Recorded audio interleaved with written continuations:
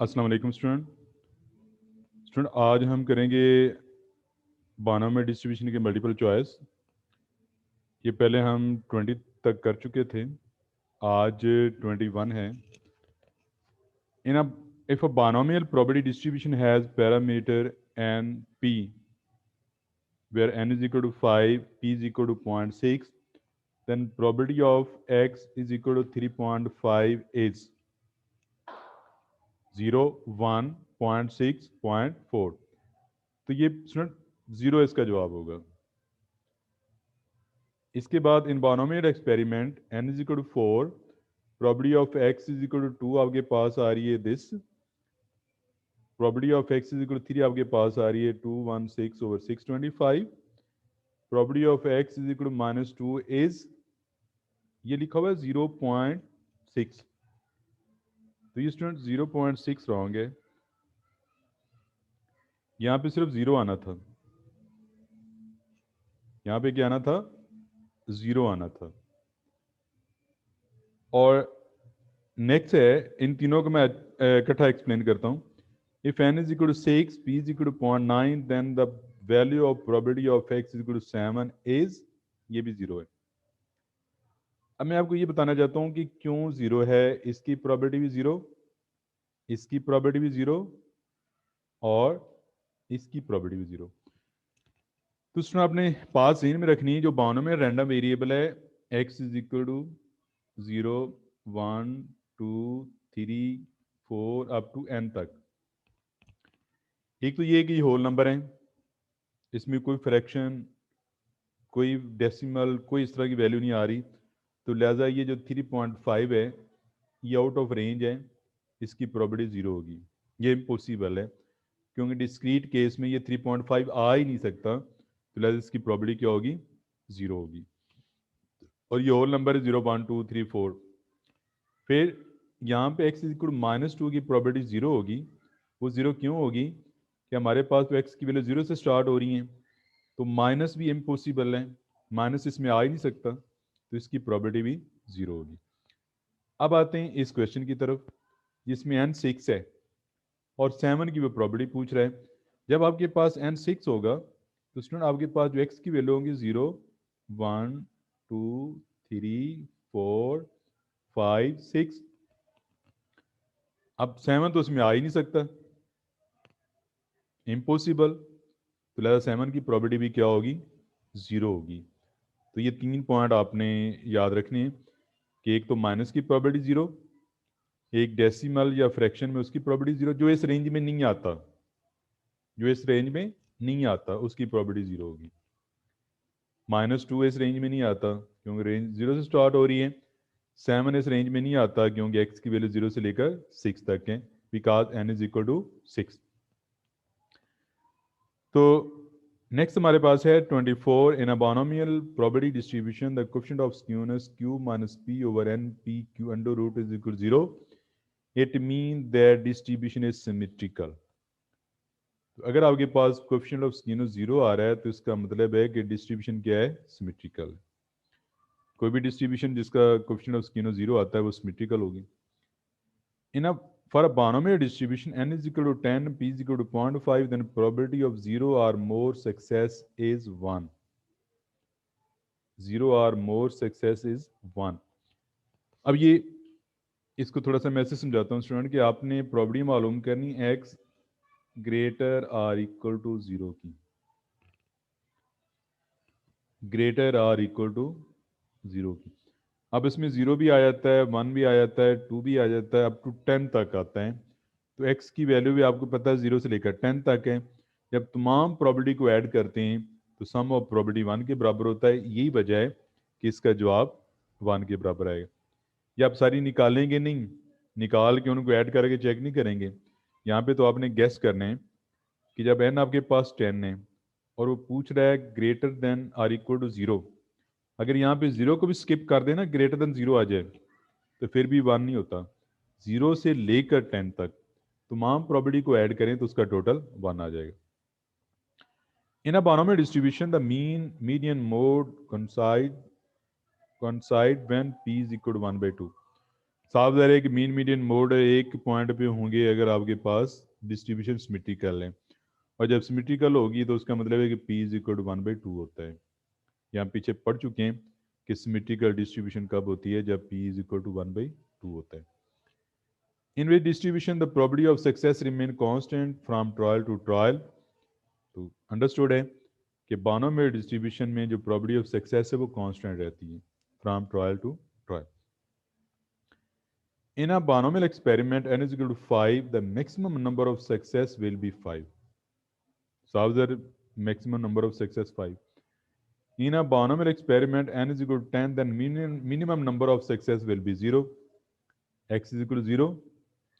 Maximum अगर इसका कहेगा तो maximum x is equal to 10, और minimum कहेगा तो x is equal to 0. इसके बाद n 10 p 0.6 और greater आर इक्वल टू 0 की प्रोबेबिलिटी, तो ग्रेटर आर इक्वल टू 0 की प्रोबेबिलिटी वही 1 आपके पास आ जाएगी। ये पीछे मैंने यहाँ पे एक्सप्लेन किया है।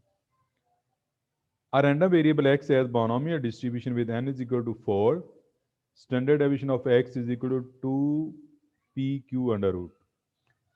अब ये मैं आपको ऐसे समझाता हूँ कि इसका जो स्टैंडर्ड डेविएशन है वो बराबर होता है n p q under root. अब n मेरे पास जब 4 है तो मैं लिखूँगा 4pq अंडर रूट, तो ये स्टैंडर्ड 2 बाहर आ जाएगा, मेरे पास pq रह जाएगा, तो pq अंडर रूट। अच्छा जी, अब इसको ख़त्म करते हैं।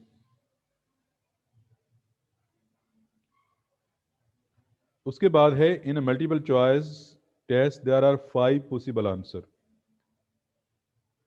To each of 20 question.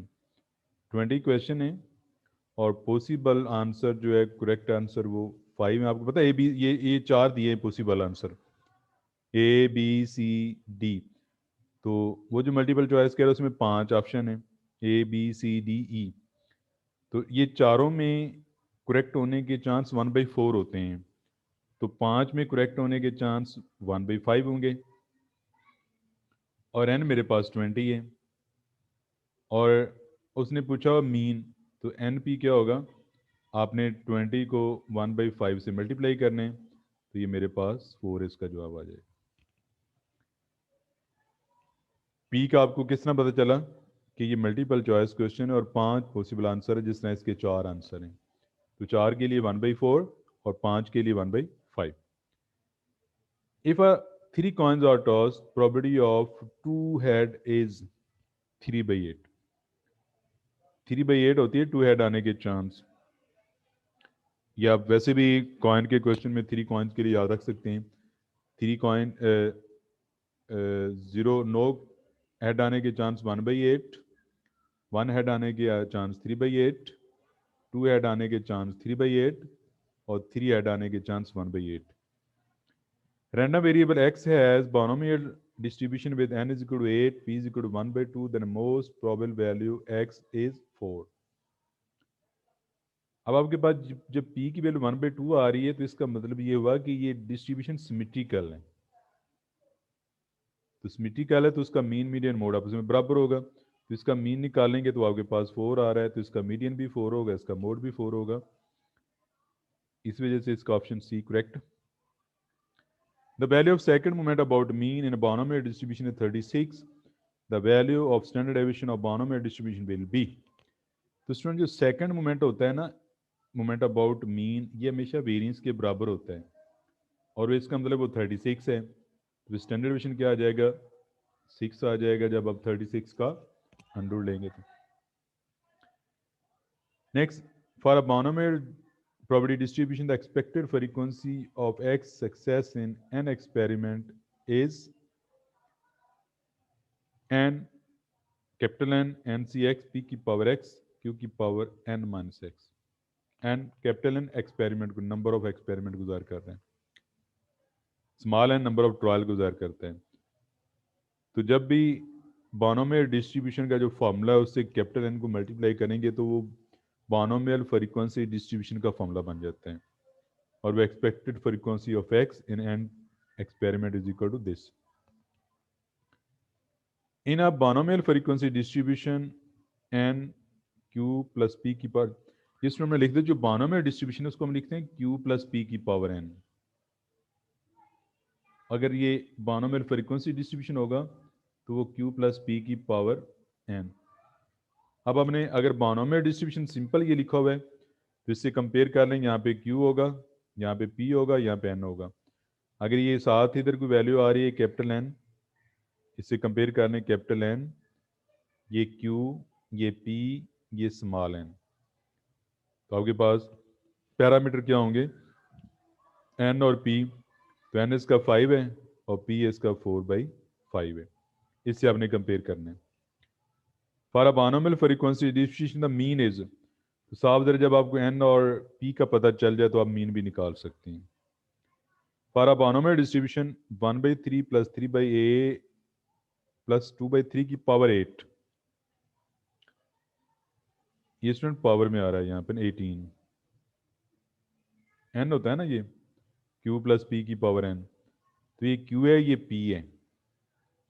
तो standard deviation of binomial distribution will be, तो साफ जर आपके पास क्यू 1/3 है, पी आपके पास 2/3 है, एन आपके पास 18 है। तो जब आप इनको मल्टीप्लाई करेंगे स्टैंडर्ड डेविएशन के लिए, स्टैंडर्ड डेविएशन होता है n p q under root, इसको जब आप मल्टीप्लाई करेंगे तो आपके पास इसको सॉल्व करने से जवाब आ रहा है 2। तो ये स्टूडेंट था बानोमियल डिस्ट्रीब्यूशन कंप्लीट हुआ। नेक्स्ट इंशाल्लाह हम हाइपर ज्योमेट्रिक डिस्ट्रीब्यूशन शुरू करेंगे। तो बानोमियल डिस्ट्रीब्यूशन के मल्टीपल चॉइस ये 40 हो गए हैं तकरीबन, तो ये 40 ही काफ़ी हैं। तो थैंक यू, अल्लाह हाफिज़।